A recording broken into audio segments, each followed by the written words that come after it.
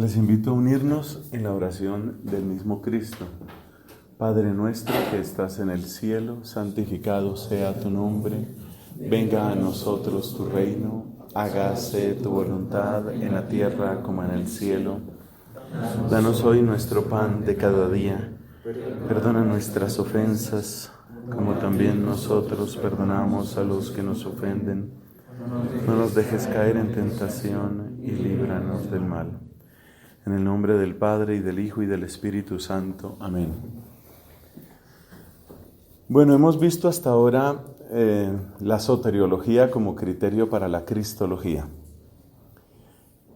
Sería realmente muy interesante poder profundizar más. Yo sigo echando de menos aquellos tiempos en que había la materia de soteriología. Creo que hace falta, pero las condiciones actuales son las que son. Entonces dejamos ahí la parte de la soteriología. Ustedes se darán cuenta, sobre todo cuando lleguemos a la parte patrística, se van a dar cuenta que continuamente acudimos a argumentos de soteriología para resolver temas cristológicos. Esa fue como una especie de introducción, como una especie de preámbulo a este curso. Lo que vamos a ver hoy es una especie de sinopsis histórica de la cristología, cómo se ha hecho cristología a lo largo de los siglos. Eso es lo que vamos a hacer. Básicamente, la pregunta fundamental de la cristología es: ¿quién es Jesucristo? Eso es lo que nos preguntamos, ¿quién es? Nos preguntamos en un sentido todavía más hondo a veces, ¿qué es Jesucristo? No por reducirlo a una cosa, sino por preguntarnos por su ser, por el ser de Cristo.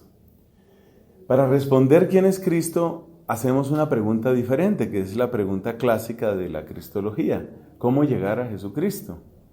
¿Cómo llegar a Él? Nuestro punto de partida es la exaltación. Exaltación quiere decir que hay personas que proclaman con gozo, con una convicción contagiosa y con un testimonio impresionante que Jesucristo ha cambiado sus vidas. De inmediato uno recuerda frases de San Pablo, ¿no? Por Él lo perdí todo lo considero basura con tal de conocer a Jesucristo. Él se convierte realmente en el centro, en el rey. Él se convierte en el criterio, en la manera nueva de ver la vida, en la fuerza que cambia una sociedad. Es impresionante, es decir, los elogios que se hacen sobre Jesucristo en aquellos primeros tiempos del cristianismo son impresionantes, tanto más impresionantes cuando se toma en cuenta el final de su vida. Su vida termina de una manera no solo trágica, sino humillante. Terminar de un modo trágico no era tan grave en el mundo antiguo. Julio César terminó de un modo trágico y así muchos otros, pero terminar de un modo humillante, de un modo que en lenguaje humano es como un fracaso. Terminar tan fracasado, tan abandonado, traicionado. Y sin embargo, hay grandes palabras de exaltación. Entonces, Cristo es proclamado con un lenguaje que realmente nos impacta. Él es el Señor, Él es el Rey, Él es el que vive, Él es el primero y el último, Él es el primogénito de la creación, Él es la palabra del Padre. Entonces, todas estas palabras, toda esa larga lista de palabras que Fray Luis de León, el agustino, llamaba los nombres de Cristo, otros hablan de los títulos de Cristo, son realmente impactantes. Se podría hacer una especie de cristología a partir de todos esos títulos, a partir de todos esos nombres, los nombres que ha recibido Jesucristo.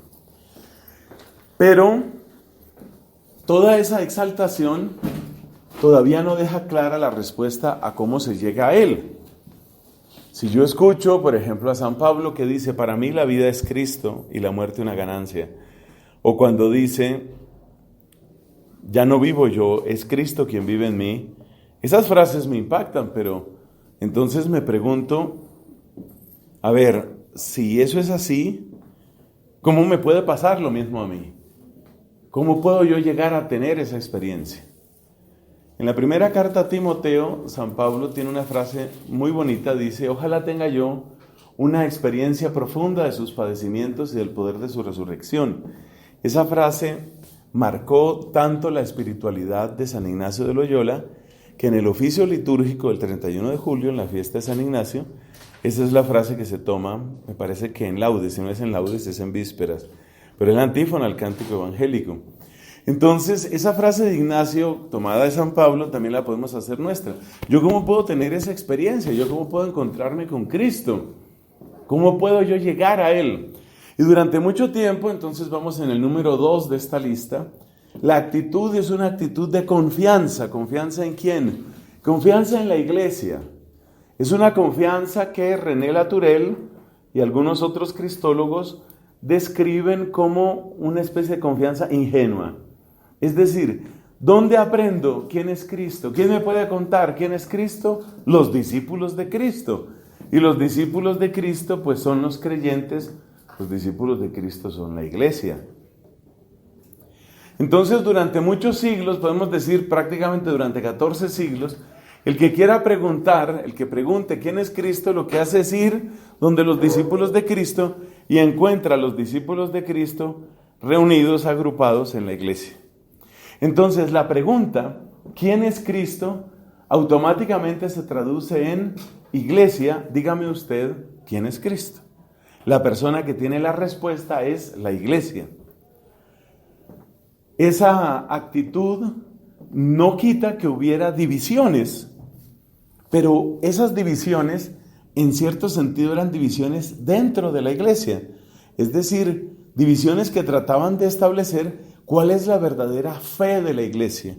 Acuérdese que a veces los domingos, cuando celebramos la misa y renovamos nuestra fe con la proclamación del credo, se añaden estas palabras que son antiquísimas. Esta es nuestra fe, esta es la fe de la iglesia, que nos gloriamos de profesar en Cristo Jesús, Señor nuestro. Esta es la fe de la iglesia. Es decir, que lo que se diga de Cristo es la fe de la iglesia. Y lo que la iglesia realmente crea, esa es la respuesta. Ya está. Las cosas cambian cuando nace el escepticismo. Ahí vamos al punto tercero. ¿Cómo nace el escepticismo? Entendamos bien lo que es escepticismo, porque luego ustedes ven que se repite la palabra sospecha por todas partes. Entendamos qué es escepticismo. Escepticismo aquí quiere decir la imposibilidad de confiar en la respuesta de los discípulos. Yo no les creo a los discípulos. ¿Por qué no les creo a los discípulos? Los motivos principales son dos. Porque los discípulos se contradicen entre ellos y porque los discípulos contradicen con sus obras lo que dicen sus palabras. ¿Cuáles son las raíces del escepticismo? Son dos. Primero, porque los discípulos se contradicen. Eso es algo parecido, estoy diciendo algo parecido a lo que dijo el Papa Francisco. La división entre los cristianos es el principal obstáculo a la propagación de la fe. Si yo me encuentro con un cristiano que dice una cosa, el otro dice otra, y este dice, ese es un hereje, y voy a hablar con ese y me dice, no, el hereje es ese. Quédense ustedes ahí, entonces peleen ustedes lo que quieran, no me interesa su Cristo. Entonces, el escepticismo surge por las divisiones entre los cristianos y el escepticismo surge por la división entre las palabras y las obras. Tú dices una cosa pero haces otra. Entonces, ¿cómo te voy a creer? Digamos que esas son las dos fuentes del escepticismo actual. Pero si nosotros nos vamos a la historia, el escepticismo que realmente hizo daño fue el escepticismo que brota de la división entre las palabras y las obras. Mire, divisiones hubo muchas. Entonces, por ejemplo, cada una de las herejías que tenemos que estudiar y todas estas situaciones, que el arrianismo, el nestorianismo, el monofisismo, el monotelismo, todas esas herejías son divisiones entre cristianos y ciertamente hacen difícil creer en ese sentido. Pero si tú eras un arriano, tú realmente no tenías dudas de que tus hermanos arrianos te estaban enseñando la verdad. Hubo un momento en el que hubo más arrianos que trinitarios. Ojo con eso. Otros dicen más arrianos que católicos. Hubo un momento en el que hubo más arrianos que católicos. Ese tiempo no se nos debe olvidar. Arrio surge en el siglo III, el concilio de Nicea a comienzos del siglo IV. La situación que describo pudo haberse dado hacia finales del siglo IV, comienzos del siglo V, que entre otras cosas es el tiempo de San Agustín.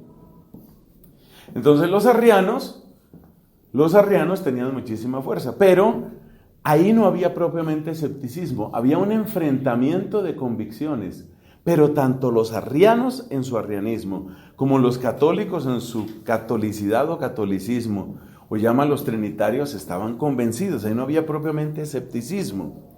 En cambio, el escepticismo sí surge con mucha fuerza a raíz de una serie de situaciones muy complejas, situaciones complejas que hunden sus raíces en el final del primer milenio. En el final del primer milenio, en el siglo X, encontramos una etapa sumamente vergonzosa de nosotros los cristianos. El siglo X es llamado el siglo de hierro. El siglo X tuvo una gran cantidad de papas, no solamente corruptos, sino desinteresados por completo de la difusión de la fe. Hubo cosas repugnantes, vergonzosas, a uno le parece imposible que eso haya sucedido. Desenterraron a un papa para juzgarlo después de muerto como hereje. Ese tipo de cosas. Cuando llegó el año 1000, la gente pensó que era el fin del mundo. Tú sabes que el milenarismo siempre ha estado presente en la historia. Y entonces la gente enloquecía, fue una cosa absurda. Podríamos decir que todo lo peor de lo que se llama Edad Media, uno lo puede encontrar ahí. Ese fue un golpe severo. Un poco después de eso encontramos a un gran papa, un monje reformador llamado Hildebrando. Hildebrando es el monje reformador que, entre otras cosas, impone el celibato como ley general para la iglesia en Occidente. Él tomó el nombre de Gregorio VII. Pero, entre otras cosas, ¿por qué impone el celibato? Pues porque muchos sacerdotes estaban utilizando la iglesia para enriquecerse ellos y junto con ellos sus familias. Hay una discusión muy seria, sobre todo aumentada por los protestantes o magnificada por los protestantes, que dice que el tema del celibato realmente no tenía que ver ni con afectividad, ni con pureza, ni con entrega a Dios, ni siquiera con sexualidad. El tema del celibato era un tema económico. Es decir, si usted tiene familia e hijos y usted trabaja, usted quiere que sus posesiones le queden a sus hijos. Entonces, al hacer a los sacerdotes célibes, quiere decir que las posesiones son de la iglesia. Y si usted trabaja mucho, pues usted siempre podrá hacer algún dinerito para usted, pero le queda más difícil cargar con todo, que era casi lo que hacían la gente antes. Hay una discusión tremenda. Personalmente considero que la explicación económica en cuanto al celibato no es suficiente. Y no es suficiente porque si miramos la manera como Hildebrando vivió su propia vocación, nos damos cuenta que él veía un verdadero valor en la persona que es casta y dueña de sí misma. O sea que para él no era solo un tema de economía, la castidad implica capacidad de dominio de la persona. Y eso es grande, y eso habla del señorío de Cristo. Esa lucha, esa pelea terrible de Gregorio VII para imponer el celibato, él quería una iglesia que fuera a la imagen de los monjes, es decir, pobre, casta y obediente. Una iglesia que viviera los votos, eso era lo que él quería. Pero eso estaba muy lejos de lo que estaba viviendo el clero. Luego vienen los conflictos de poder que hunden sus raíces en el primer milenio. En el primer milenio encontramos lo que se llama la guerra de las investiduras, ¿no? Usted sabe que los obispos eran nombrados, en muchos lugares eran nombrados por los reyes, por los emperadores, porque el obispo tenía una gran carga de administración temporal. De manera que un rey sabía que el obispo de tal región no era solamente el líder espiritual, sino era el que iba a responder por la prosperidad de esa región, con el que se iban a hacer los negocios. Los obispos realmente actuaban como señores temporales dentro de una iglesia feudal y dentro de un régimen feudal. Hoy a nosotros eso nos resulta difícil de entender, pero si usted lo piensa, si usted vuelve al libro de los Hechos de los Apóstoles, usted se encuentra con una frase que no la podemos borrar de la Biblia, y esa frase es que la gente vendía sus posesiones y ponían el dinero a disposición de los apóstoles, donde se ve que los apóstoles eran predicadores y eran referencia espiritual, pero los apóstoles también estaban en el tema de, llamémoslo así, la administración de los bienes materiales. Y si usted lee a Gregorio VII, usted se da cuenta que Gregorio Magno, en el siglo VI, usted se da cuenta que Gregorio Magno dice en su texto autobiográfico, él dice que a él le toca responder para que los monjes no se mueran de hambre. O sea, la iglesia tiene que tener bienes. La iglesia tiene que tener bienes porque si la iglesia no tiene bienes, entonces la estrangulan con los bienes. Si la iglesia no tiene bienes, entonces la estrangulan. ¿La estrangulan cómo? Pues los que sitian a la iglesia, así como en las antiguas ciudades, sitian a la iglesia y acaban de hambre. Si el párroco no tiene de qué vivir, si los monjes no tienen de qué vivir, pues eso es terrible. Bueno, todas estas realidades, la lucha de las investiduras, los escándalos del siglo de hierro, las peleas de Gregorio VII dentro y fuera de la iglesia, son cosas que van hiriendo al pueblo cristiano. Pero luego viene un golpe terrible. A comienzos del siglo XIV encontramos a un rey llamado Felipe IV, es rey en Francia, y encontramos a un papa que se llama Bonifacio VIII. Y Bonifacio VIII es un papa que quiere llevar hasta sus últimas consecuencias aquello de que la iglesia tiene dos espadas. Usted recuerda que a poco antes de la escena de Getsemaní, Jesús dice que es tiempo de lucha, no sé qué, y entonces uno le dice que hay dos espadas. Y entonces una interpretación alegórica de las dos espadas es que la iglesia tiene el poder espiritual y el poder material. El poder terrenal lo tiene. La iglesia tiene los dos poderes. Y Bonifacio VIII toma esa teoría y la lleva hasta sus últimas consecuencias. Y según eso, para Bonifacio VIII, la iglesia tiene que estar por encima de los reyes y de los príncipes. De modo que la iglesia tiene que tener gobierno real sobre los países. La palabra país no se utilizaba en ese tiempo, sobre los reinos, sobre los imperios, sobre los feudos, sobre las regiones. Y Felipe IV, que era un hombre muy poderoso y que era un hombre muy orgulloso, dice, pues ¿sabe qué? Como dicen los españoles, va a ser que no. Pues no, yo no tengo por qué hacerle caso a usted.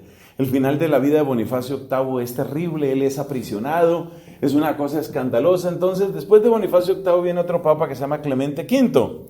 Qué bueno que usted se enamore de la historia de la iglesia. Clemente V entonces toma una decisión, irse a Aviñón. Ahí empieza el largo periodo de los papas de Aviñón, periodo que va desde 1305 hasta 1378. En el final de esa llamada cautividad de Babilonia, segunda cautividad de Babilonia le llaman algunos historiadores, en el final de esa cautividad, es decir, en el retorno del Papa a Roma, tuvo un lugar importante, una santa dominica, hay que hacerle propaganda, que se llama Santa Catalina de Siena. Entonces fueron 72, 73 años que estuvieron los papas allá en Aviñón. Y cuando estuvieron en Aviñón, Aviñón es Francia, pero resulta que Aviñón pertenecía a los terrenos pontificios, a los estados pontificios. O sea que en teoría lo que hizo el Papa fue decir, yo me sigo moviendo dentro de mi Vaticano. Lo que pasa es que el Vaticano en esa época era gigantesco y no era solo el Vaticano, sino que eran los estados pontificios. Yo me voy a una parte más segura de mis estados pontificios, porque ya en Roma había pasado lo que había pasado, pues la persecución contra Bonifacio VIII. Entonces Clemente V se fue para allá. Si el Papa es básicamente el obispo de Roma, y si el obispo de Roma no vive en Roma, eso quiere decir que el desorden que se produce en la iglesia es bárbaro. El siglo XIV es un siglo terrible, es un siglo desordenado, porque entonces muchos obispos no viven en sus sedes, muchos párrocos no viven en su parroquia. Además de eso, el siglo XIV es el siglo de 3 impactos severos de la peste, con millones y millones de muertos. Y muchos obispos trataron de solucionar la falta de clero acelerando los procesos de ordenación sacerdotal. Entonces hubo una gran cantidad de ordenados sacerdotes que eran personas prácticamente sin vocación, sin cultura, sin interés pastoral alguno. Entonces el siglo XIV fue terrible, fue un siglo de horrible descrédito. Finalmente el cisma se produce en el año 1378, estalla el cisma. Hay un papa en Roma, pero los cardenales, que a esas alturas del campeonato eran en su mayoría franceses, eligen en Aviñón otro papa. Porque la mayor parte de los papas de los cardenales eran franceses, porque la curia del obispo de Roma llevaba 72 años en Aviñón. Entonces los cardenales se elegían sobre todo de ahí, se elegían sobre todo de Francia. Entonces había una gran cantidad de cardenales franceses, y los cardenales franceses eligieron papa en 1378 en Roma, pero después se fueron en grupo, en manada, en gavilla a su Aviñón, y en Aviñón dijeron: en Roma no podíamos elegir, libremente, porque estábamos bajo presión y nos habían amenazado de muerte, de modo que aquí sí vamos a hacer la elección verdadera. Y hubo 2 papas, y entonces esos 2 papas luego tuvieron sus sucesores. Entonces murió el de Aviñón y hubo otro papa que le sucedió en Aviñón, y murió el de Roma y siguió el de Roma. Y en un momento dado, hacia el año 1410, 12, 14, 15, por allá, entonces tenemos 3 papas. O sea, ya la cosa estaba bastante grave. El Concilio de Constanza en 1417 acaba con ese desorden, depone a los papas. Hay uno de ellos que no se deja de poner, pero muere y ya queda sin sucesor. Se restaura el cisma, pero usted se puede imaginar que la credibilidad, que es a donde va nuestro tema, la credibilidad de la iglesia queda reducida a casi nada. Algunas comunidades religiosas tomaron todos estos acontecimientos como fuente de una profunda renovación. Esa es la época en que se plantean los agustinos, se plantean los dominicos, se plantean los franciscanos renovaciones profundas en su formación. De modo que el final del siglo XV, ese ya es el siglo XV, porque el Concilio de Constanza es en la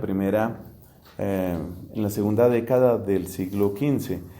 A finales del siglo XV, los dominicos, por ejemplo, teníamos un tiempo muy bueno, muy, muy bueno.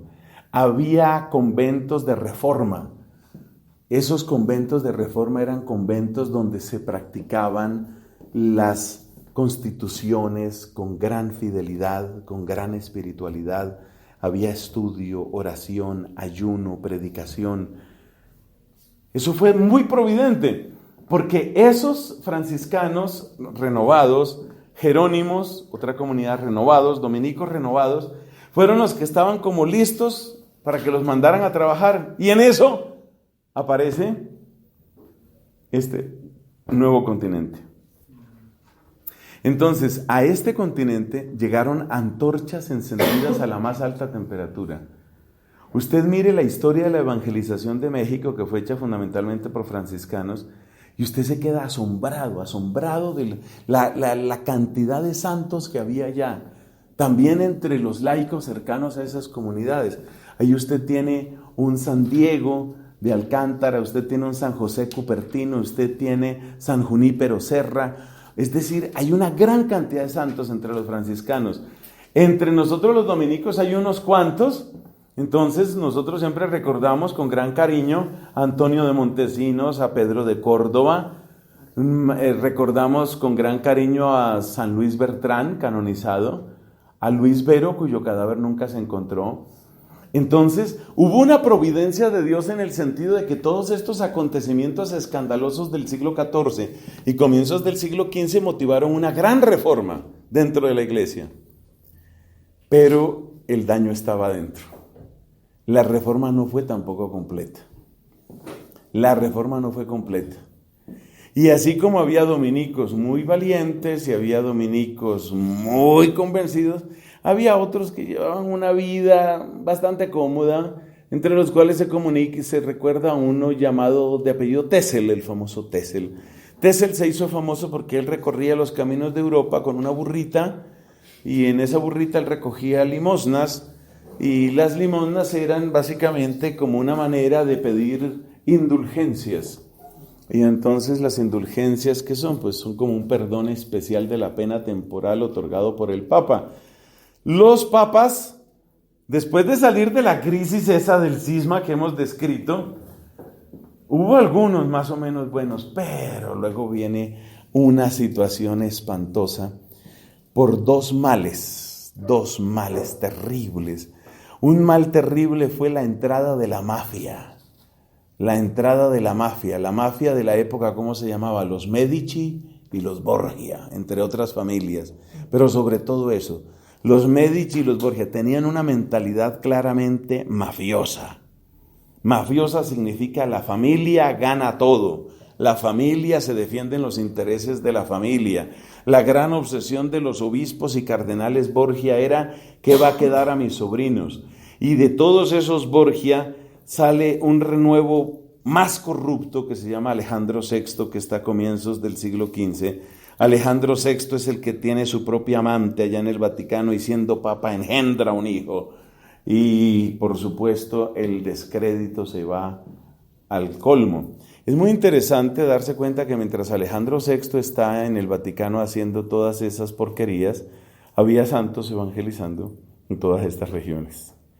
Santos, porque además entra otro ingrediente maravilloso que es la compañía de Jesús en sus mejores horas, con un impulso. Mire, nadie como la compañía de Jesús, yo creo, se ha propuesto de una manera tan seria hacer realidad el reino de Dios en esta tierra, en regiones extensísimas.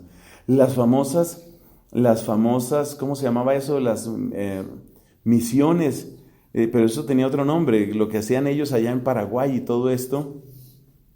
Esas, se me va la palabra ahorita, que tenían los jesuitas, no eran recolecciones, bueno, ellos tenían allá unas largas misiones, los jesuitas, y realmente ellos querían producir es un verbo inadecuado, pero querían que brotara una generación de santos.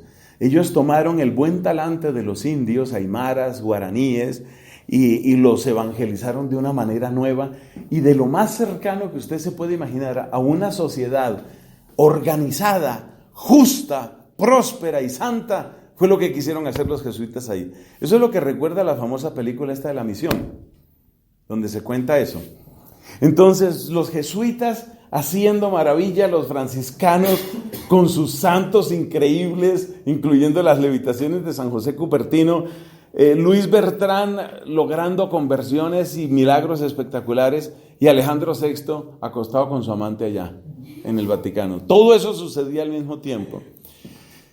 Tézel entonces estaba recogiendo sus limosnas. ¿Para qué recogía limosnas el dominico Tézel? Para las grandes construcciones del Vaticano. Entonces usted se encuentra un Julio II, un Alejandro VI. Si algo tenían claro ellos era que tenían que defender sus estados pontificios. Entonces la corrupción grande viene de dos cosas. Viene, dijimos, de la mentalidad mafiosa y viene del espíritu mundano del Renacimiento. El Renacimiento entra con toda su fuerza en la iglesia. Entonces, la gran obsesión de Julio II, ¿con qué artista hablaba? Con Miguel Ángel Buonarroti.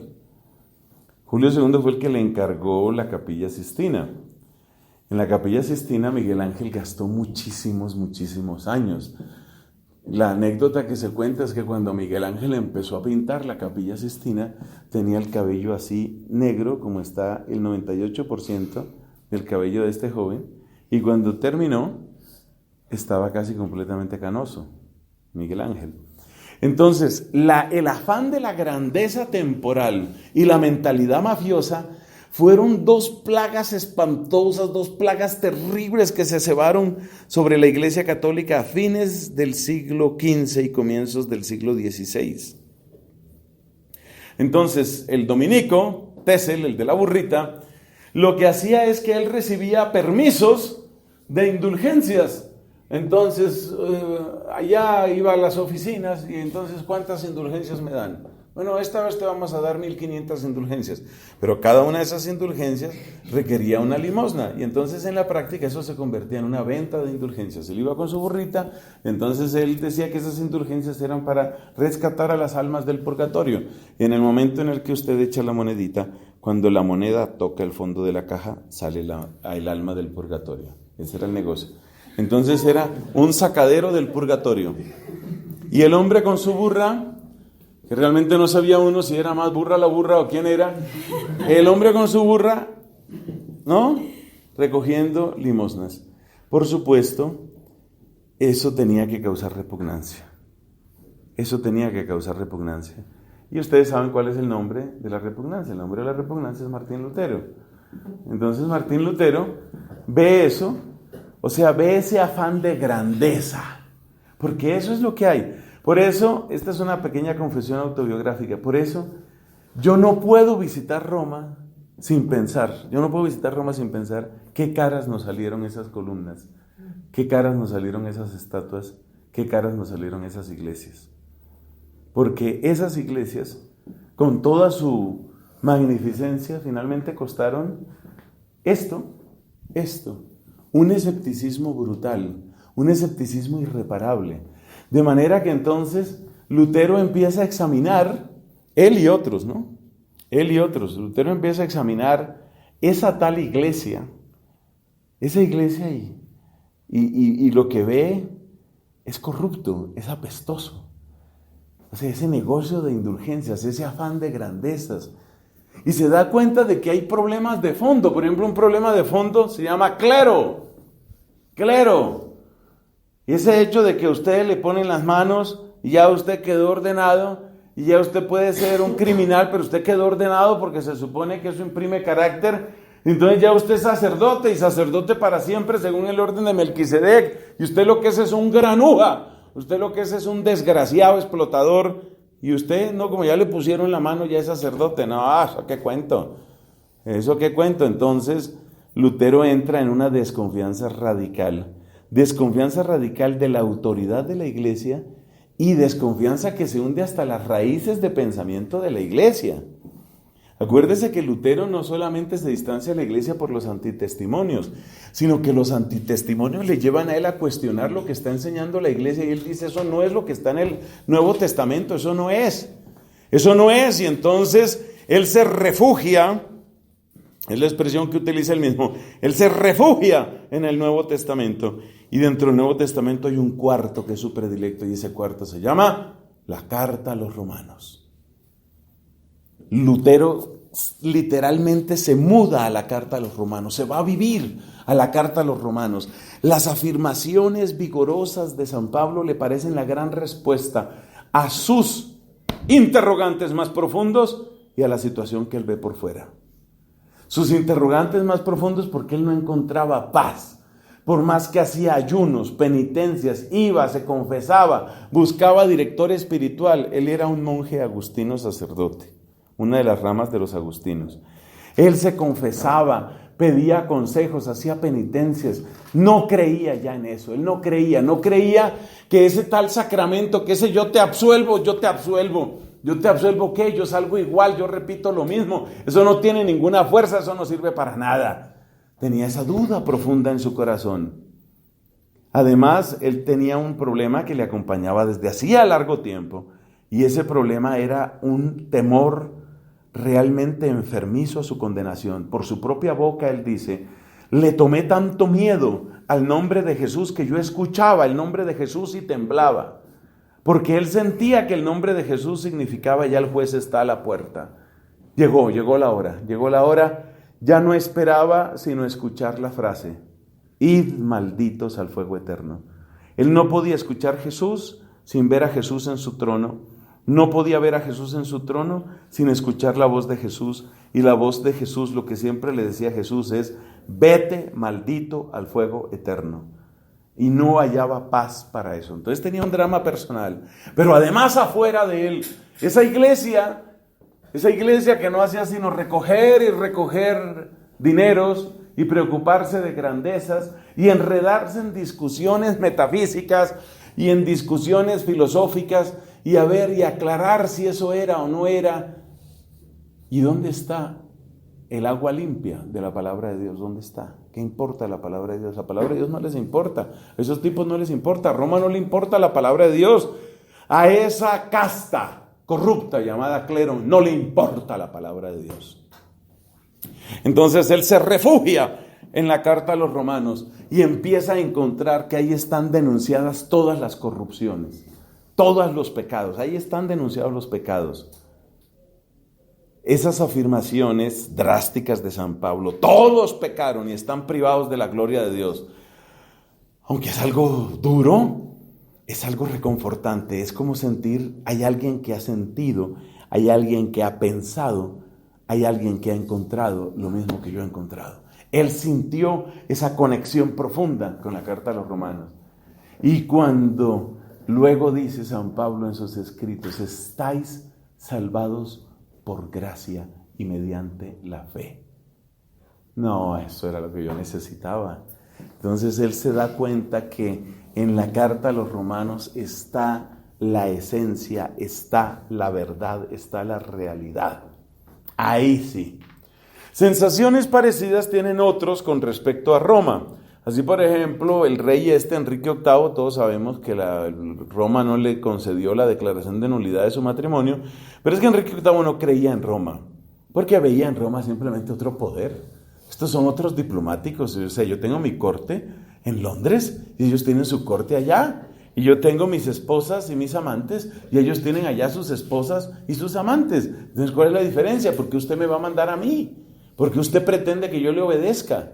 Olvídese, más bien yo me dedico aquí a proteger la fe cristiana, y ese es uno de los títulos del monarca británico desde esa época, protector de la fe cristiana. Así, por ejemplo, la reina Isabel II, ella tiene entre sus títulos protectora de la fe cristiana. Lo mismo sentía en su momento Juan Calvino en Suiza, exactamente lo mismo sentía Calvino en Suiza.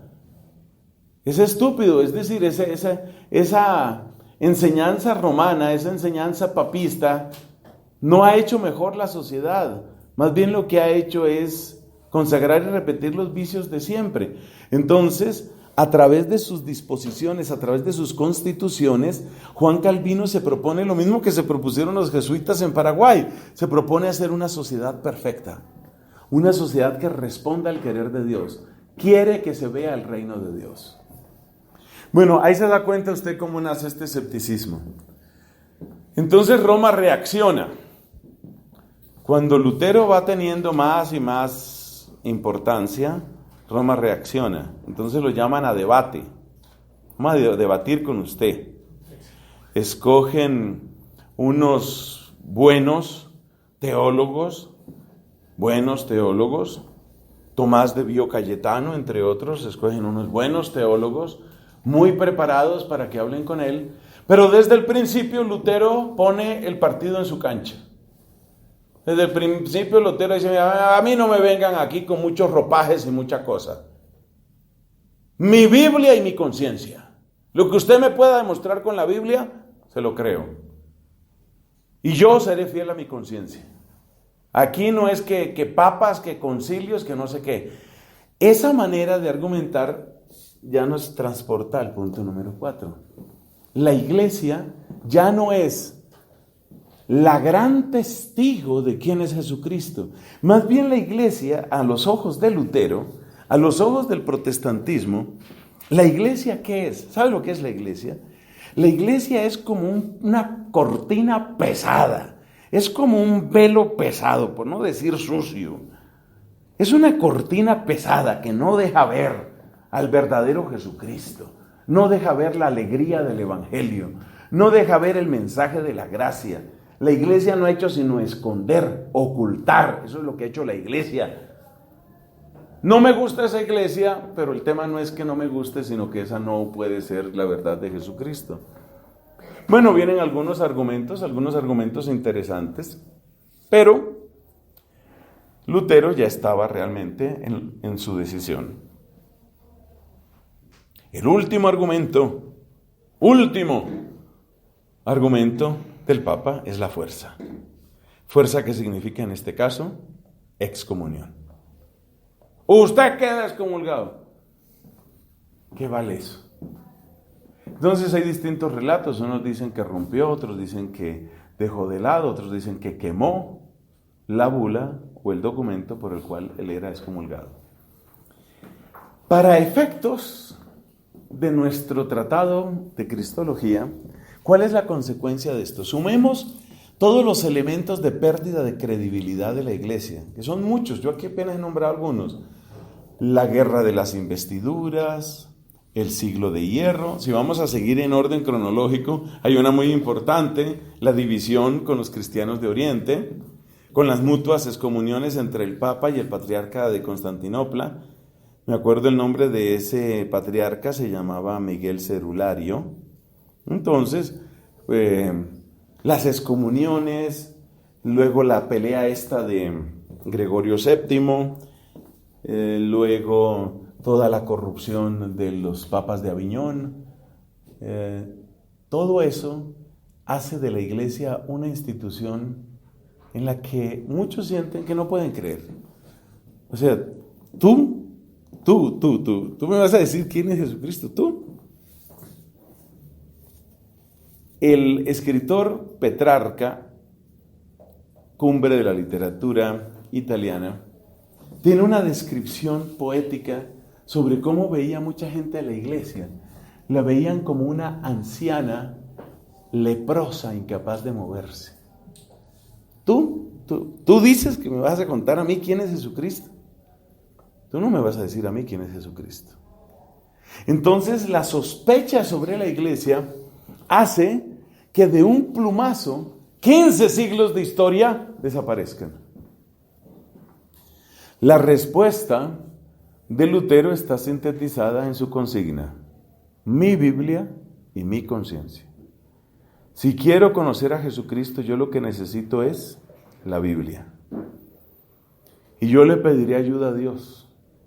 Y ya está. Y con eso voy a vivir. Y esa será mi vida. Y me hace el favor, y ese clero, jubílelo, retírelo, quítelo. No necesitamos clero. Lo que necesitamos son predicadores. Y el papel de un predicador es presentar la palabra de Dios. No presentar teorías humanas, ni filosofías de Aristóteles. Presénteme la palabra de Dios. Un predicador es alguien que presenta la palabra de Dios. Eso es lo que tiene que hacer. Bueno, esas palabras de Lutero encontraron eco en unos cuantos corazones piadosos, pero sobre todo encontraron eco en muchos corazones que no tenían nada de piedad, pero sí mucho interés. Resulta que la gente estaba enviando gran cantidad de dinero hacia el sur. Alemania siempre ha sido tierra como de prosperidad. Se ve que las virtudes alemanas producen. Y entonces los alemanes pues tenían que mandar muchísimo dinero hacia el sur porque era el Sacro Imperio. Eso se llamaba Sacro Imperio Romano Germánico. Pero estos príncipes dijeron: oiga, pero un momento, espere, que esto se puede analizar de otra manera. Si nosotros rompemos con Roma, el dinero de Germania, como la llamaban en latín, el dinero de Germania se queda en Germania. No tiene por qué irse tan lejos, ni con indulgencias, ni con basílicas, ni con nada. No nos interesa. Nosotros organizaremos nuestra propia vida. Esa tendencia alemana sigue hasta nuestros días. Ustedes miran algunas de las declaraciones de cardenales alemanes y ustedes verán que ellos son de ese estilo. Nosotros organizaremos, incluidos cardenales de la Iglesia Católica, nosotros organizaremos nuestras cosas a nuestro modo. El que quiera seguir, que siga.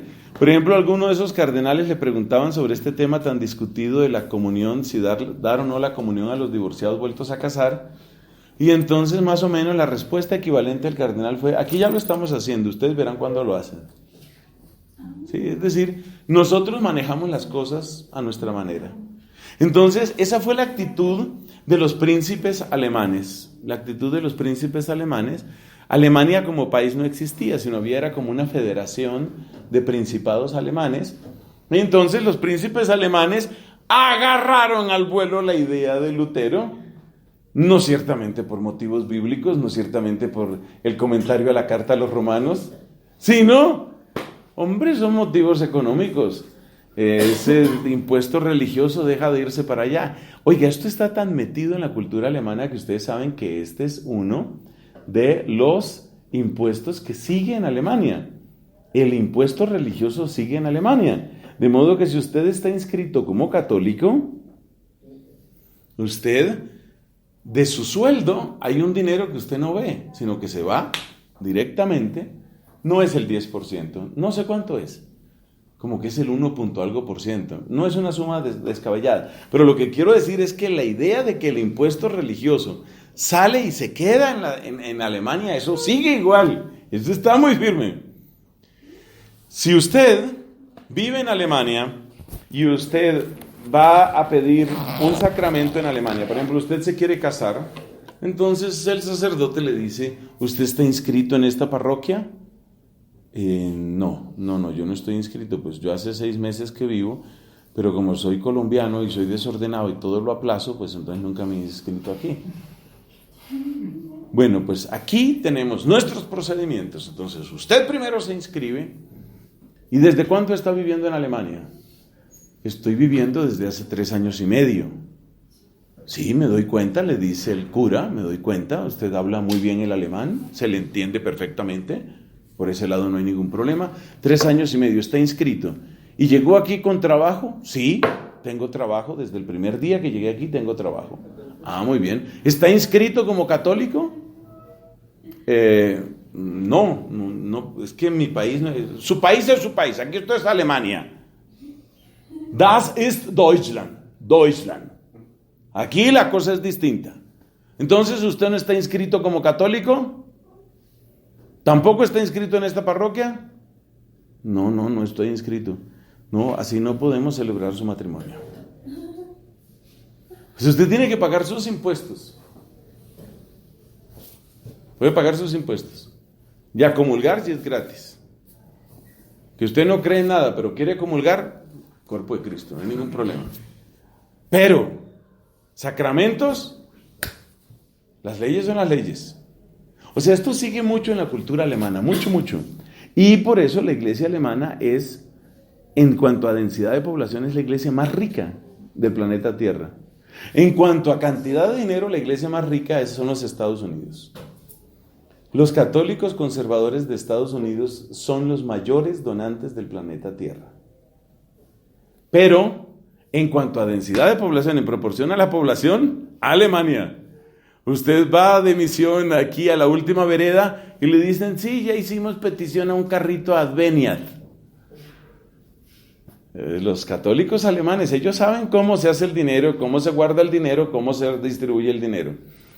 Entonces, esos factores extraeclesiales también tuvieron un gran impacto. Si a usted le gusta la especulación intelectual, qué bueno que usted se pregunte qué hubiera pasado si Lutero no hubiera encontrado este caldo de cultivo en los príncipes alemanes. Hay una respuesta para eso. Bueno, no es una respuesta aproximada. Resulta que Lutero es finales del siglo XV, comienzos del siglo XVI. Devuélvase, por favor, al siglo XII. Son 300 años. Usted se encuentra un personaje llamado Pedro Valdés. No es Juan Valdés, no me haga el chiste malo, Juan Valdés, no, Pedro Valdés. Pedro Valdés fue un español. Pedro Valdés, el español, estaba profundamente descontento con la corrupción en Roma, con la acumulación de dinero, con la falta de preparación del clero, con la falta de celo. Hay muchísimos parecidos entre Pedro Valdés y Martín Lutero, muchos parecidos. Con la diferencia de que Pedro Valdés no tenía príncipes alemanes al lado. Pedro Valdés se rebela contra Roma y de ahí surge un pequeño grupo que se llama el grupo de los valdenses, los seguidores de Pedro Valdés y sus valdenses. Pero los valdenses, usted sabe que no tienen gran impacto en la historia de la iglesia. O sea que cabe pensar que toda la piedad y la incomodidad y los estudios exegéticos de Martín Lutero no hubieran acabado en gran cosa, a no ser por la connotación económica. La connotación económica fue la plataforma que lanzó inmediatamente la Reforma Protestante a una escala increíble. El otro factor que también hay que tener en cuenta es la imprenta. Lutero se da cuenta que los curas no predican prácticamente, que lo que predican no tiene que ver con la Biblia, entonces él siente que es su deber devolver la palabra de Dios a la gente. Y por eso Lutero es recordado no solamente como reformador religioso, sino también, hasta cierto punto, como una referencia continua, casi se podría decir el fundador del idioma alemán. Hay gente que lo llama así, porque la primera obra extensa que viene a recopilar el vocabulario alemán y la sintaxis alemana es la Biblia. Y el autor de esa traducción, que tuvo un impacto inmenso gracias al invento llamado imprenta, el traductor es Martín Lutero. Entonces, la imprenta y, ¿qué fue lo otro que dijimos? Y la economía, la parte de estos príncipes alemanes, eso tuvo un impacto muy grande. Pero volvamos a la cristología, a ver si nos podemos quedar en clase de cristología. Entonces, la sospecha sobre la iglesia. La iglesia no me puede decir a mí quién es Cristo. Le voy a preguntar yo a Alejandro VI, interesado solamente en que sus hijos y sobrinos queden en buena posición social y económica. Le voy a preguntar yo a Alejandro VI quién es Cristo. Me le voy a acercar yo a Julio II a decirle, oiga, quítese la coraza, porque Julio II se ponía coraza y salía al campo a defender sus estados pontificios. Le voy a decir a Julio II, quítese la coraza, dése un duchazo y venga, me explique aquí cómo es Cristo. Entonces viene la desconfianza de la iglesia. La desconfianza sobre la iglesia, en el caso de Lutero y los reformadores, se convierte, la desconfianza sobre la iglesia o sospecha sobre la iglesia, se convierte en una confianza sobre la Biblia. Quitamos la iglesia, pero dejamos la Biblia. Ya está.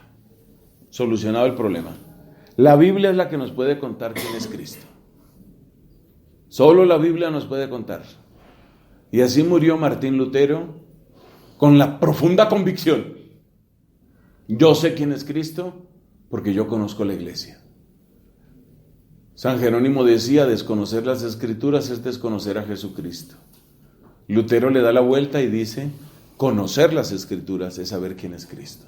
Es la Biblia. Pero después de Lutero viene más gente. ¿Quién sigue después de Lutero? Pues viene un señor llamado Rey Marús. Rey Marús, estamos hablando del siglo XVII, es un protestante. Resulta que Rey Marús se pone a examinar la Biblia misma. Ya la iglesia salió del ring, la iglesia descartada. Tu iglesia eres la ramera, eres la Babilonia, eres el escándalo, eres el estorbo. Vete. Descartada la iglesia católica. Entonces ya nos quedamos con la Biblia. Pero ahora vamos a estudiar la Biblia. Y empezamos a encontrar que en la Biblia hay contradicciones. Empezamos a encontrar que lo que hemos oído de la Biblia no se sostiene.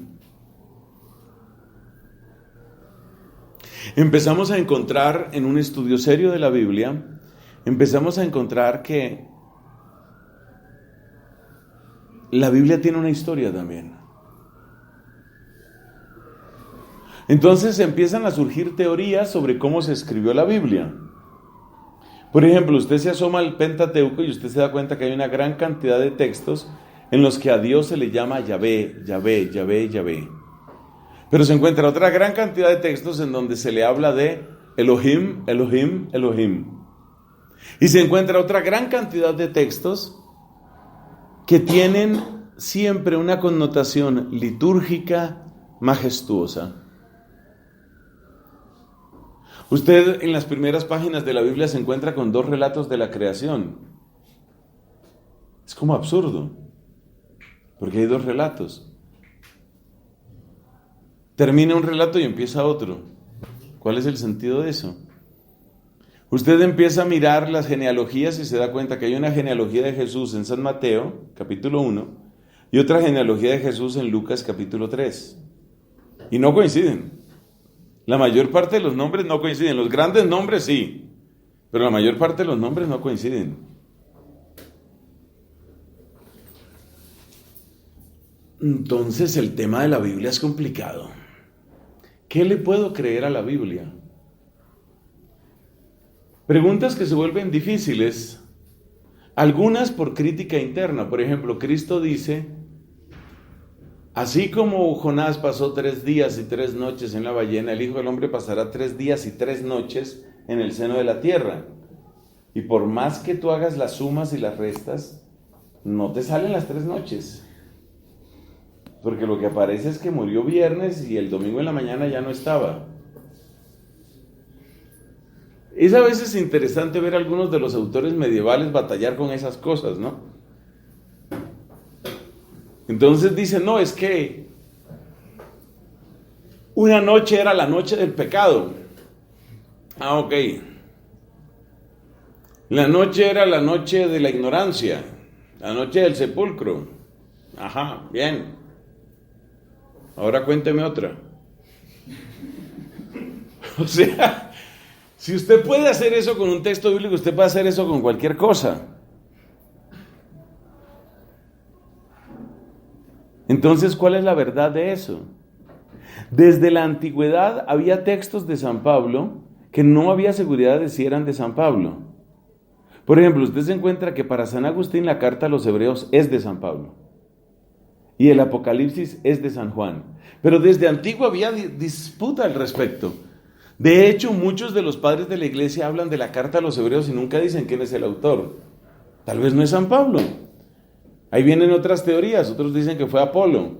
Entonces, ¿qué fue lo que dijo San Pablo? ¿Qué es exactamente lo que dijo San Pablo? ¿Cuál es el mensaje de San Pablo y qué parte no es de él? ¿Cuál es la parte de Jesucristo y cuál es la parte que no es de él? Poco a poco va surgiendo una inquietud que se concreta en la famosa expresión, la famosa diferencia entre el Jesús histórico y el Cristo de la fe. Esa distinción la vamos a encontrar varias veces en este curso.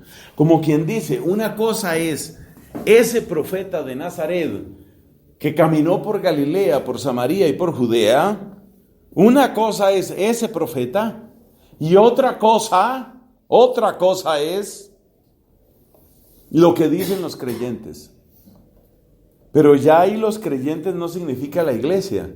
Los creyentes ahí ya significa la Biblia. Trate usted de resolver este asunto. Ponga en orden las apariciones del resucitado. No le cuadran. Compare usted Lucas 24 y Marcos 16. No le cuadra. No le cuadra. ¿Por qué no le cuadra? Porque resulta que cuando usted mira Lucas 24, cuando vuelven los discípulos de Maús, la asamblea de los creyentes se pone feliz. En cambio, en Marcos 16, cuando vuelven 2 que iban a una aldea, vuelven y se encuentran con los discípulos, no les creen. Entonces, al fin, ¿cuál de las dos pasó? Entonces, ¿ese es el libro que me va a contar quién es Cristo? Entonces empieza la sospecha sobre la Biblia. Eso viene a partir de Reimarus. Y entonces vienen unos temas muy profundos sobre la interpretación bíblica. Ahí tenemos que encontrarnos a distintos personajes que dicen cómo fue escrita la Biblia. ¿Qué parte es histórica y qué parte no? Job fue una persona que vivió sobre esta tierra. Si usted lee a Gregorio Magno, usted queda con la idea de que efectivamente Job fue una persona que vivió. Pero luego eso se va volviendo más difícil. Trate usted de encuadrar al libro de Job o a ese supuesto personaje en la historia que usted conoce de patriarcas, Egipto, desierto, Josué, jueces, reyes. ¿Dónde entra Job? Y usted se da cuenta que no entra. Y usted mira la historia de Tobías y se da cuenta que no entra. Entonces, ¿qué parte es y qué parte no es? Estamos hablando de los orígenes de todas estas afirmaciones de los estudios bíblicos, géneros literarios, historia de las formas, historia de la redacción. Entonces la Biblia se convierte en un libro sospechoso, no en el sentido de que no se crea en la Biblia, Rey Marus no diría eso, sino en el sentido de que resulta muy difícil establecer cuál es la realidad, cuál es la verdad ahí. Siglos después, unos cuantos siglos después, un hombre, un protestante muy famoso llamado Joaquim, o como dicen ellos, Joaquim Jeremías, se plantea cuáles son las verdaderas palabras de Jesús. Las mismísimas palabras de Jesús. Eso se llama las ipsísima verba Jesu. ¿Qué fue lo que Jesús realmente dijo? ¿Qué parte es redacción? ¿Cómo puedo yo llegar? Otra vez la pregunta. ¿Cómo puedo llegar a Él? A Él, ¿cómo puedo llegar? No lo que dice la Biblia, porque ya la Biblia parece que es un relato que está construido a partir de una comunidad. Es decir, el mismo problema que encontrábamos con Lutero sobre la iglesia, todos estos seguidores de Rey Marus lo encuentran en la Biblia misma. Es decir, la Biblia está escrita con el sesgo del creyente. Entonces el creyente relee la historia de Cristo y presenta la historia de Cristo no como sucedió realmente, sino como en cierto sentido a él le conviene para la afirmación teológica que él quiere hacer. Entonces viene la desconfianza sobre la Biblia. Si yo desconfío de la iglesia, según Lutero, me puedo quedar con la Biblia. Si luego yo desconfío de la Biblia, entonces ¿con qué me quedo? Pues me quedo con la historia. Entonces vamos a buscar la historia.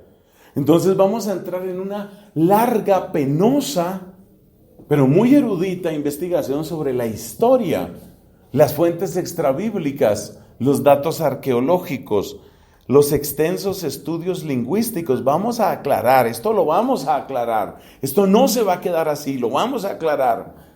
Y vamos a aclararlo por medio de la historia. Y entonces así llegamos al siglo XIX, en donde la presentación de Jesús ya no se hace a partir de la Biblia, sino se hace a partir de las llamadas vidas de Jesús, de las cuales la más famosa es la de un hombre llamado Strauss, con doble S al final. Las vidas de Jesús. Entonces, ¿una vida de Jesús qué es? Una vida de Jesús es un recuento histórico de qué es lo que podemos saber con certeza. Con certeza, ¿qué podemos saber con certeza de Jesús? Entonces la historia es la que nos puede decir. La historia es la que nos puede decir cuál es la verdad sobre Jesús. Solo la historia nos lo podrá decir. Historia, pero no historia en el sentido de Tucídides, ni de Jenofonte, ni de Heródoto, sino historia en el sentido científico. Vamos a hacer historia seria. Ese Jesús de la historia se supone que es el Jesús anterior a la fe. Es decir, vamos a asomarnos, como diría un padre dominico, Albert Nolan, vamos a asomarnos a Jesús antes del cristianismo. ¿Cómo era el Jesús de la historia? Vamos a llegar a Él. Queremos saltar por encima de la iglesia. Y ahora ya hay otro salto. Queremos saltar por encima del texto bíblico y queremos llegar a Él solamente. Problemas. Resulta que muchas veces usted no tiene cómo dirimir algunas cuestiones históricas. Le queda un poco difícil resolver eso. ¿Por qué? Porque hay muchas cosas de las que usted no tiene fuentes. ¿Qué fuentes tenemos sobre el nacimiento de Cristo, aparte de los evangelios de la infancia? Es decir, Mateo 1 y 2, Lucas 1 y 2. ¿Qué otras fuentes tenemos? No tenemos más fuentes. Entonces, si yo voy a hacer un Jesús de la historia, únicamente a partir de la historia, mi única posibilidad es empezar a responder de eso yo no sé. Y de eso yo no sé, de eso yo no sé. Además, la historia no tiene una sola versión. Cuando uno dice la historia parece que fuera como una sola versión, pero la verdad es que la historia no tiene una sola versión. A ver, si yo me encuentro, por ejemplo, a un judío como Flavio Josefo, es evidente que este judío me va a presentar a Jesús desde su posición de judío. Es evidente que si yo me voy a encontrar con lo que me pueda decir un Ignacio de Antioquía, que es un poquito anterior a Flavio Josefo, me va a presentar las cosas a partir de lo que él cree sobre Jesús. Entonces también la historia parece complicada, tiene demasiados vacíos, hay también contradicciones a veces fuertes, hay datos que no tenemos. Además usted se pone a cuestionar cosas de la historia y ¿dónde va a parar? ¿Dónde para? Por ejemplo, hasta hace muy poco significa el año pasado, año 2018. Hasta el año 2018 había muy serias dudas sobre si Poncio Pilato había existido o no. Se encontró un anillo, en unas excavaciones en Cesarea se encontró un anillo que al descifrarlo, porque tiene ahí una serie de caracteres, parece que la interpretación más correcta es que es un anillo de Poncio Pilato. Y es de esa época. Bueno, ya descansamos. ¿Pero eso qué quiere decir? Que hay muchas cosas que no conocemos y que no podemos saber. Las investigaciones arqueológicas han ido confirmando algunas cosas. Por ejemplo, en el milagro de aquel hombre de la piscina, llamada probática, se habla de 5 portales. El número 5 nunca fue importante para los judíos, es un número completamente ajeno a su cultura. El número 5 nunca les interesó para nada. Que diga el Evangelio de Juan que había 5 portales es una cosa muy interesante, porque ese es un número que un judío no lo pondría, porque sí. Y las excavaciones históricas han llegado a ese sitio y resulta que hay 5 portales. Pero entonces viene un problema. Y antes de que llegáramos a ese sitio, entonces ¿qué? ¿Eso no había sucedido? O sea, la historia es muy incompleta, la historia es muy difícil. Y ahí la historia está hecha por personas que tienen sus propios ángulos. Hay una frase del Papa Benedicto que me gusta mucho. Esa frase es: las vidas de Jesús nos dicen más de sus autores que de Jesús. Porque cada uno desde su enfoque histórico dice algunas cosas. Por ejemplo, si a mí siempre me han interesado los temas sociales y yo me acerco a la figura de Jesús, ¿qué cree usted que voy a decir de Jesús? Pues que Jesús fue el primer revolucionario. No resultó diciendo uno de estos señores en Venezuela, Maduro o Chávez, resultó diciendo que el primer socialista era Jesucristo. Un grupo de intelectuales norteamericanos hace varias décadas llegó a una conclusión: el único que tiene la verdad sobre el universo es Jesucristo. Él es el verdadero científico. Entonces Cristo es un científico. Él no se deja llevar por ningún sesgo, Él se atiene a la evidencia, Él conoce la realidad en profundidad. Entonces hablemos de Cristo como el verdadero científico. Otros hablan de Cristo como un poeta, como un filósofo, como un líder descrito de distintas maneras. Entonces la historia también es un camino complejo, por esas dos razones que hemos dicho, porque es muy incompleto y porque los distintos autores terminan diciendo más de sí mismos que de Jesucristo. Entonces vamos a algo sólido. La historia no es sólida. Lo sólido es la ciencia. El gran problema de la Biblia es que tiene un revestimiento, tiene un recubrimiento mitológico. Esa afirmación clave es de un señor llamado Rudolf Bultmann. Acaba en doble N su apellido. B-U-L-T, Bultmann. Rudolf Bultmann dice: mire, el gran problema de la escritura es que la gente de aquella época no tenía el conocimiento científico.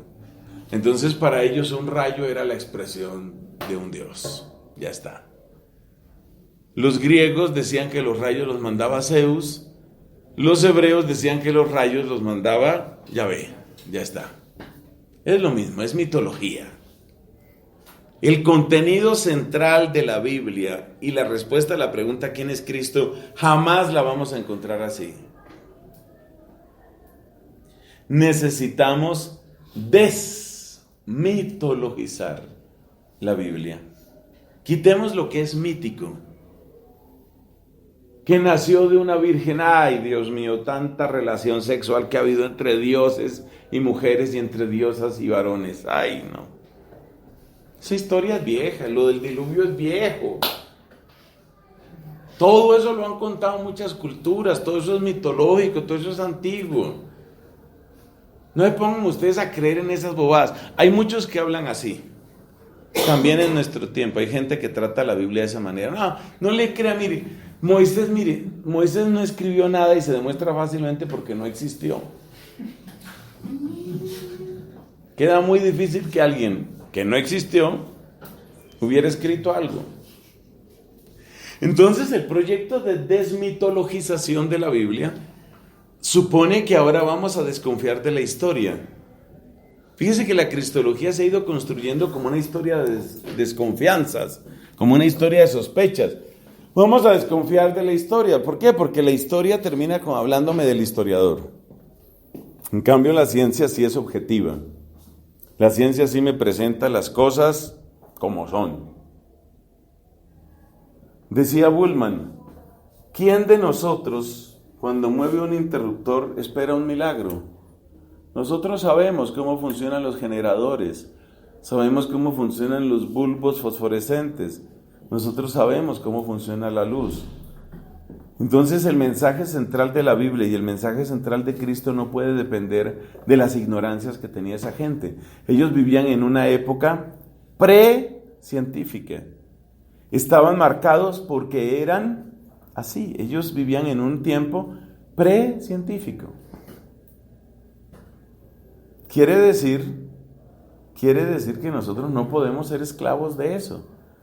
Entonces hay que desmitologizar. ¿Y qué es desmitologizar? Es tomar la Biblia y es tomar todo lo que digan los cristianos y pasarlo por un cernidor. Ese cernidor es la ciencia. Lo que la ciencia diga que puede suceder. La ciencia dice que ese pan se vuelve otra cosa y que es cuerpo de Cristo. No. La ciencia dice que una mujer virgen puede dar a luz y seguir siendo virgen. No. La ciencia dice que hay milagros y que la gente camina sobre el agua.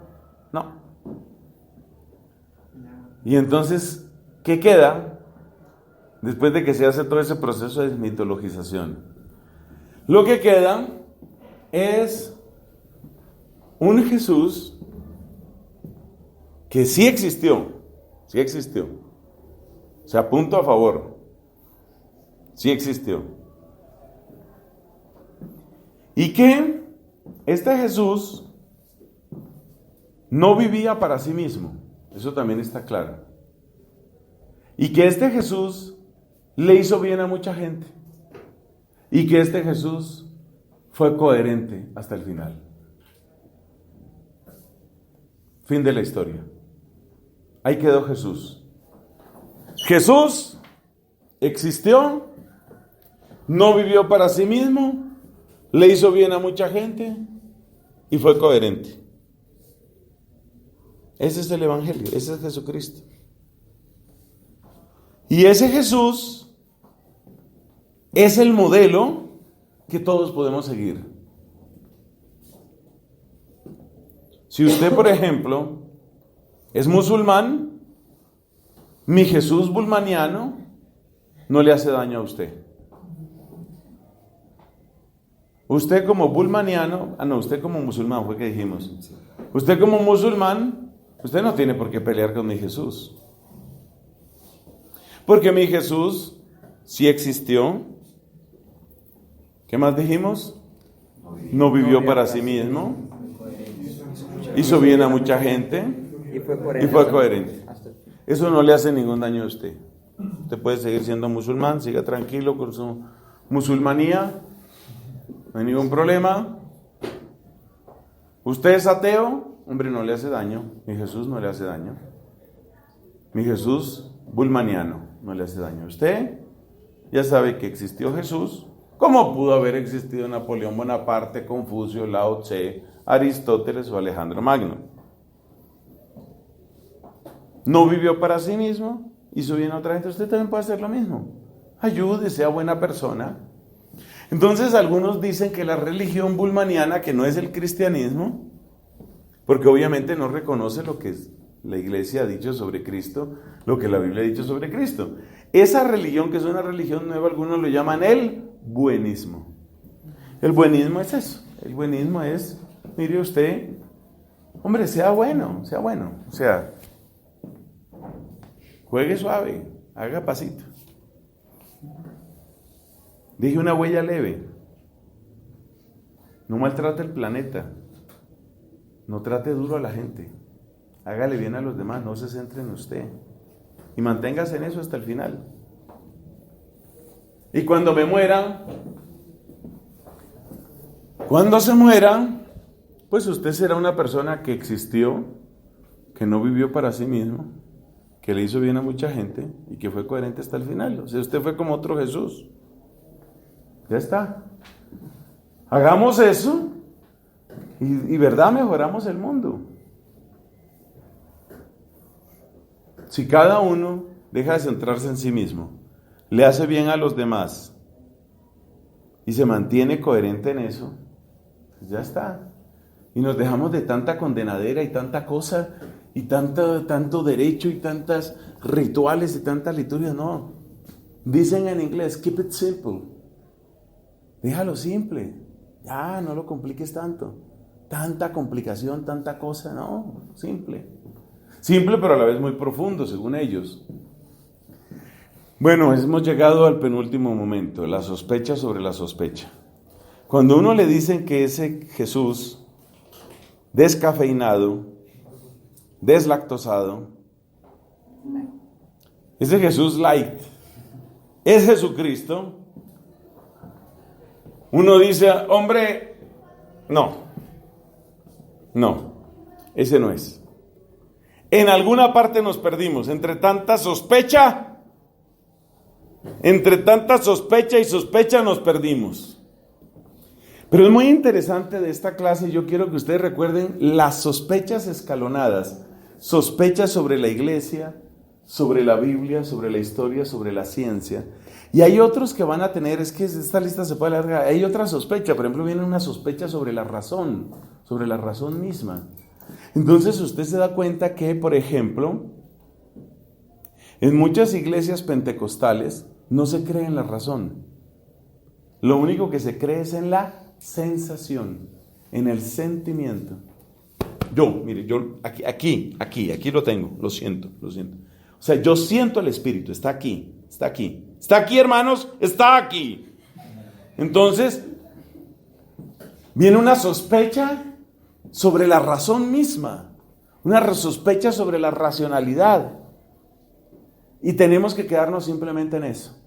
Y usted encontrará todo tipo de videos locos de gente que está en adoraciones y no sabe uno en qué momento la adoración están posesos, qué les pasó, qué fumaron. Eso es otro estadio de esto mismo, y ese es Jesús. Y ese es Jesús, que ese sí está vivo. No ese Jesús muerto que ustedes tienen allá en sus clases. Allá los encierran para embrutecerlos y quitarles la fe. Nosotros tenemos un Jesús vivo. Viene la sospecha sobre la sospecha finalmente. Nos hemos perdido el camino. Hemos perdido el camino. Así no puede ser. En alguna parte se nos perdió Jesucristo.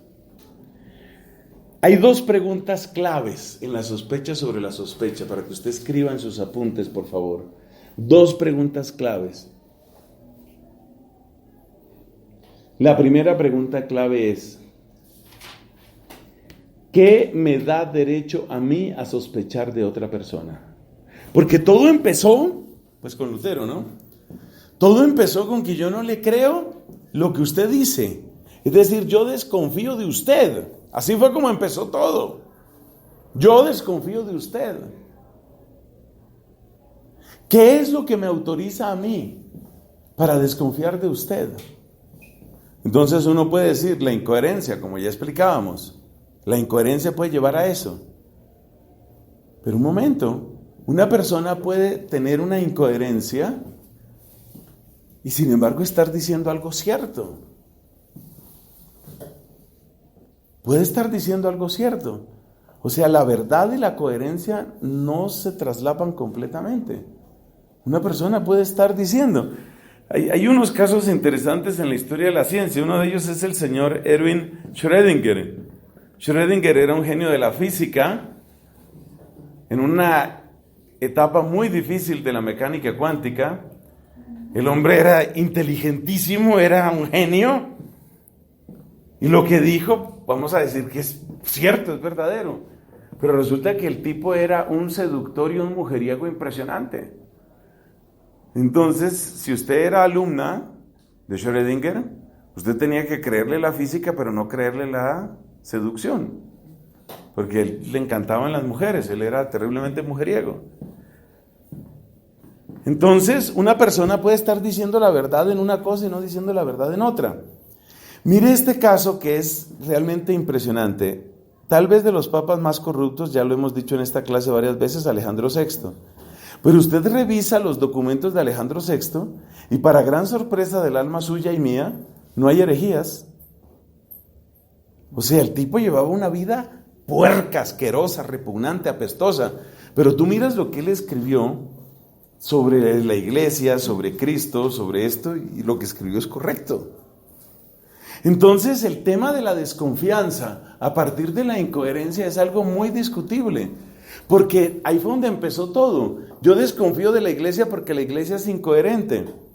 A medida que han pasado los siglos, ese argumento de la incoherencia cada vez pierde más fuerza. Porque usted se da cuenta, por ejemplo, que hay problemas de abuso en la iglesia católica, pero hay problemas de abuso entre los bautistas, y hay problemas de abuso entre los luteranos, y hay problemas de abuso entre los puritanos. Entonces llega el momento en el que usted dice, un momento, es que el estándar moral no puede ser el único argumento sobre quién tiene la verdad y quién no. Entonces, ¿qué me autoriza realmente a desconfiar? ¿Realmente yo puedo descartar a la iglesia simplemente porque hay incoherencia? ¿Y es que acaso yo soy coherente, 100% coherente? Al principio el protestantismo se presenta así, como inmaculado. Como que nosotros somos la sangre nueva, nosotros nos apoyamos solamente en la palabra de Dios y aquí no tenemos esos escándalos de los sacerdotes, no tenemos esos escándalos de toda esa corrupción. 2, 3, 5, 10 generaciones y tienen los mismos escándalos, o sea, eso pasa igual. Todo el mundo habla de los escándalos de los sacerdotes, obispos y cardenales, pero resulta que hay una gran cantidad de escándalos que son escándalos dentro de el mundo secular, no tiene nada que ver con la iglesia. En Inglaterra, por ejemplo, los escándalos sexuales en escuelas privadas que no son ni de sacerdotes ni de monjas, son terribles, terribles. O sea, parece que el problema no es si eres o no cristiano, el problema es que hay depravados en todas partes, así de sencillo. Entonces, ¿realmente es sabio? La pregunta es esa, esta es la sospecha sobre la sospecha. ¿Realmente es sabio descartar a la iglesia por la incoherencia? ¿Es sabio eso? Por el hecho de que haya pecado, por el hecho de que haya faltas morales, ¿eso realmente me autoriza a descartar la iglesia? Y uno se da cuenta que ese es un error. Ese es un error. Segundo, de la sospecha sobre la sospecha. Resulta que hay una verdad que es la verdad objetiva, hay otra verdad que es la verdad subjetiva, y hay otra verdad que es la verdad intersubjetiva. Ese tema es fascinante. La verdad objetiva es el agua pura al nivel del mar hierve a 100 grados centígrados. Esa es una verdad objetiva. No importa quién haga ese experimento, si mides la temperatura, nivel del mar, agua pura, empieza a ebullir a los 100 grados centígrados. Eso no tiene discusión. Hay una verdad subjetiva. ¿Verdad subjetiva cuál es? La verdad subjetiva es la verdad que usted dice sobre usted mismo. Cuando usted dice, esa es mi verdad. Por ejemplo, si usted tiene su novia, tiene su novio, y usted le dice a la persona, yo te amo, yo de verdad te amo, realmente lo que está diciendo es una verdad subjetiva. Esa frase no se puede comprobar en el laboratorio. Espere, vamos a sacarle sangre a ver si usted ama o no ama, vamos a comprobar ondas cerebrales. Se supone que los detectores de mentiras registran algunos cambios fisiológicos que suelen asociarse con las mentiras, pero ese es un problema porque usted puede estar diciendo la verdad y usted se puso nervioso y sale como si fuera una mentira. Entonces eso tampoco es totalmente cierto. Así que existe la verdad subjetiva. La verdad subjetiva es lo que usted realmente cree y sabe sobre usted mismo. Esa verdad subjetiva es impenetrable para mí. ¿Usted realmente cree o no cree? Usted podría estarme engañando, tanto si se presenta como ateo como si se presenta como creyente. Pero la verdad más interesante para estos efectos bíblicos es la verdad intersubjetiva. ¿Y la verdad intersubjetiva qué es? Es aquel relato con el que yo intento reproducir en ti lo que yo viví. Eso se llama una verdad intersubjetiva. Y resulta que no sé qué porcentaje, pero la inmensa mayoría de la Biblia está hecha de verdad intersubjetiva. Es decir, que lo que quiere la Biblia, la palabra clave en el texto bíblico y por lo tanto en la predicación de los creyentes siempre es testimonio. Esa es la palabra fundamental. La verdad intersubjetiva es una verdad que no puede demostrarse como la verdad objetiva. No es igual. El ejemplo que siempre doy, porque es que me parece que funciona muy bien y algunos ya me lo habrán escuchado, es el del niño que llega a la casa y le cuenta a la mamá de un accidente. El niño llega a la casa y le cuenta: mamá, veníamos en el bus y un señor se pasó, yo creo, iba a más de 100. Se estrelló, hubo como 15 muertos, llegaron como 80 ambulancias. Cuando ya dice 80 ambulancias, la mamá dice: no, 80 ambulancias no llegaron. Pero el niño está inventándose eso. ¿Es una verdad puramente subjetiva como un relato literario? No. ¿Qué es lo que está haciendo el niño? Está tratando de producir en la mamá el impacto que él vivió. Y resulta que la Biblia está hecha de eso. La Biblia está hecha de verdad intersubjetiva. Entonces, las personas que pretendan aplicar los criterios históricos o los criterios científicos a rajatabla con respecto a la Biblia no van a poder hacerlo. Porque resulta que la Biblia sí se apoya en hechos reales. Pero ahora yo le digo una cosa: suponga que usted es la mamá de la historia que le acabo de contar. Suponga que usted es la mamá y usted solo tiene para reconstruir los hechos, solo tiene el relato del niño. Usted sabe que no fueron 80 ambulancias. O sea, sería demasiado raro que llegaran 80 ambulancias. Pero usted puede llegar a deducir el número exacto de ambulancias con las solas palabras del niño. No. Usted puede presumir, por su experiencia de vida, usted puede presumir que llegaron 3, 5. Usted puede imaginar, usted puede suponer, puede presumir, pero usted no puede decir.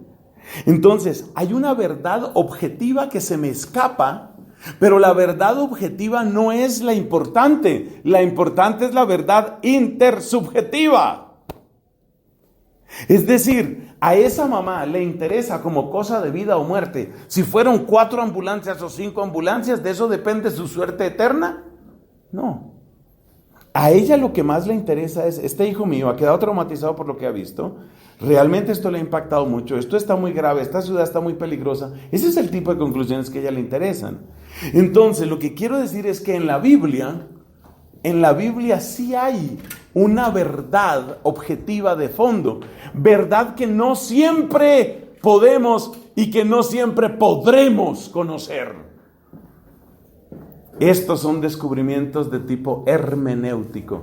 Y esto nos lleva al último punto sobre las posturas actuales.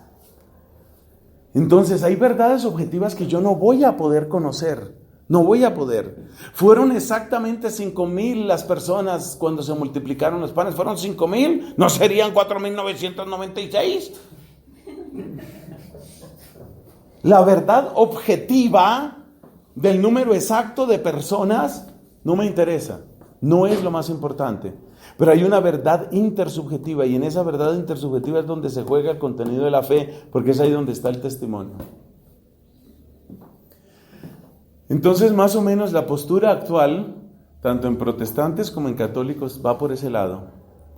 La postura actual, que me parece, por supuesto, es la que yo creo, a la que yo adhiero, es que el testimonio sobre Jesucristo que nosotros recibimos a partir de los primeros creyentes y a partir de la iglesia, ese testimonio sobre Jesucristo se apoya sobre verdades, sobre hechos reales, verdades objetivas.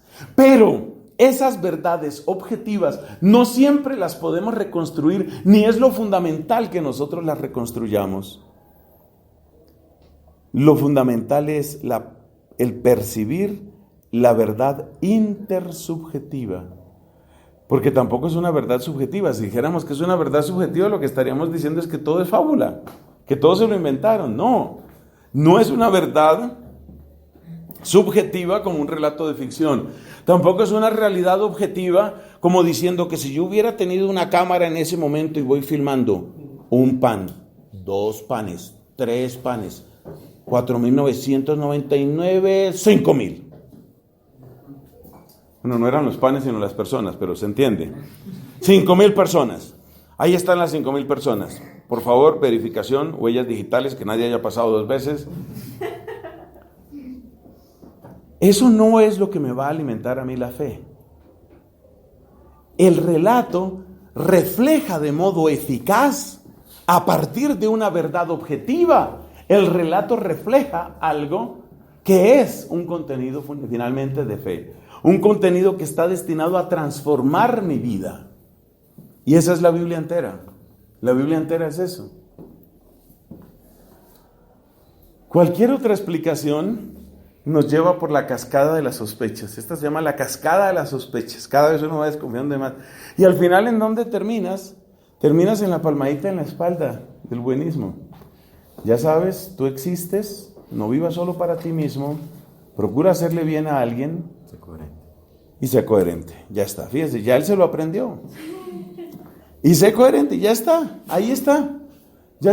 En eso termina el cristianismo. Pero por supuesto, ese cristianismo no necesita de Cristo. Y ese cristianismo tampoco lo necesita el mundo. El mundo no necesita ese cristianismo. Porque para ese cristianismo no se necesitaba ni la cruz, ni la sangre, ni el sacrificio, ni nada. Ese cristianismo significa simplemente, hombre, sea buena persona, yo también soy buena persona, seamos gente nice, sí, nice. O sea, be nice with me, I'll be nice with you. Ya está. ¿No? Somos nice, el uno con el otro, ya está resuelto el problema. Entonces, el cristianismo y la respuesta sobre Jesucristo parte de una nueva conciencia hermenéutica. Y esa nueva conciencia hermenéutica hay una verdad objetiva de fondo, la cual en ocasiones no podemos ni podremos reconstruir, pero que no es lo más importante. Acuérdense siempre del niño que tuvo el accidente. ¿Qué es lo que realmente importa de ese niño? Y después llegaron, no, eso la policía, mamá, como media hora esperando a la policía. No fue media hora, fueron 7 minutos. Pero el niño, ¿qué es lo que está expresando con eso? Que le pareció eterno. Él quería que regresara el orden a esa situación caótica y no llegaba la policía.